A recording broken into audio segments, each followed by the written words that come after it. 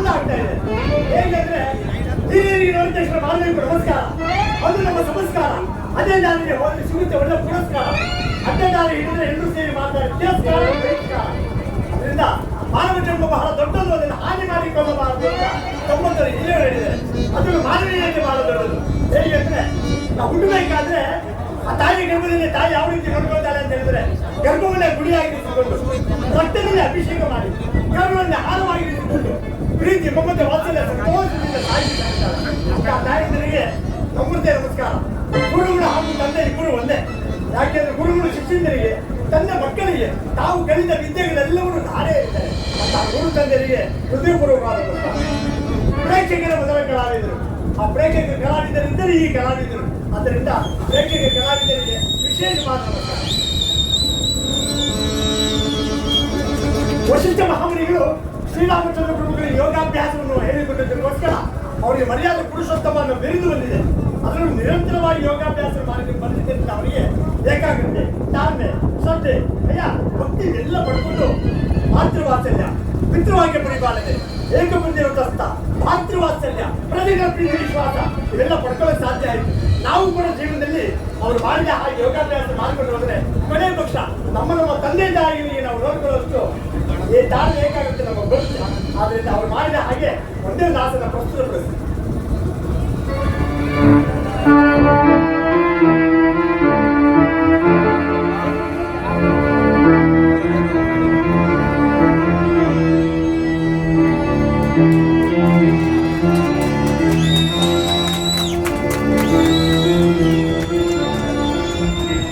ಯೋಗಾಭ್ಯಾಸ ನನ್ನರಿಗೆ ಎಚ್ಚೆತ್ತುಬಿಡ್ತೇವೆ. ಅದೆಲ್ಲ ಕುಳಿತಿದ್ದಾಗ ಯೋಗಾಭ್ಯಾಸ ಮಾಡೋದು ಹೇಗೆಂದ್ರೆ ಮನುಷ್ಯನಲ್ಲಿ 72,000 ನರನಾಡಿಗಳು ಮಾಡ್ತಾರೆ. ಇಲ್ಲಿಂದ ಪ್ರಾರಂಭವಾಗುತ್ತೆ. ಅವಾಗ ಅವು ಚಪ್ಪಾಳೆ ಹೊಡಿತಾ ಇದ್ರೆ ಕಲಾವಿದರಿಗೆ ಪ್ರೋತ್ಸಾಹ ಪುನರುತ್ಸಾಹ ಚಪ್ಪಾಳೆ ಶಬ್ದ ಬರ್ತಾ ಇದೆ. ಅವಾಗ ಎಂಥ ಮಾನವ ಜನ್ಮ ಅಂತ ಹೇಳಿದ್ರೆ ಎಂಥ ಮಾನವ ಜನ್ಮ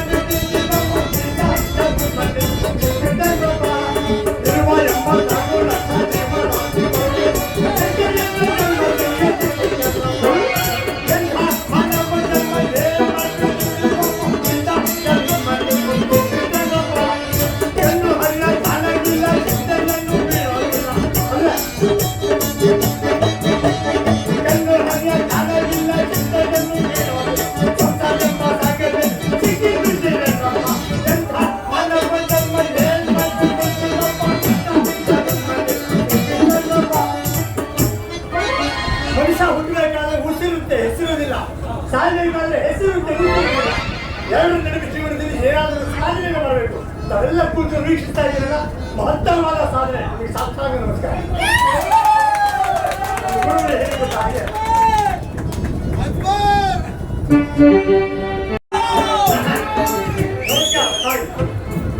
ನಮಸ್ಕಾರ. ತಾವು ಹೇಳಿಕೊಟ್ಟ ಹಾಗೆ ವಿದ್ಯಾಭ್ಯಾಸ, ಶಾಸ್ತ್ರಾಭ್ಯಾಸ, ಯೋಗಾಭ್ಯಾಸ ಎಲ್ಲವೂ ಕೂಡ ಸುತ್ತಮುಡಿಸ್ಬಿಟ್ಟಿದ್ದೀರಲ್ಲ. ಬಹಳ ಆತರದಲ್ಲಿದ್ದಾರೆ. ಏನು ವಿಚಾರ? ಇವತ್ತು ಸೀತಾಮಾತೆ ತುಳಸಿ ಪೂಜೆ ಮಾಡಿ ಎಲ್ಲರಿಗೂ ಬ್ರಾಹ್ಮಣರೆಲ್ಲ ಕರೆಸಿ ಗೋದಾನ, ಭೂದಾನ, ಹಿರಣ್ಯದಾನ, ಜೋಡದಾನ, ಕನ್ಯಾದಾನ, ಆ ದಾನ, ಈ ದಾನ ಶಿಖಾಮಣಿ ಯಾವಾಗಲೂ ನಿಮಗಿದೆ. ಅದು ಇದೆ, ಹೊಟ್ಟೆ ತುಂಬಾ ತಿನ್ನುವಂತೆ, ಜನಸಂದಣಿ ಜಾಸ್ತಿ ಇದೆ, ಹುಡ್ದಾದ ಖಾಲಿ ಹೋಗುತ್ತೆ, ಆಮೇಲೆ ಹೊಟ್ಟೆ ಮೇಲೆ ತಣ್ಣೀರು ಬಟ್ಟೆ ಹೋಗುತ್ತೆ. ಹೋಗೋಣ.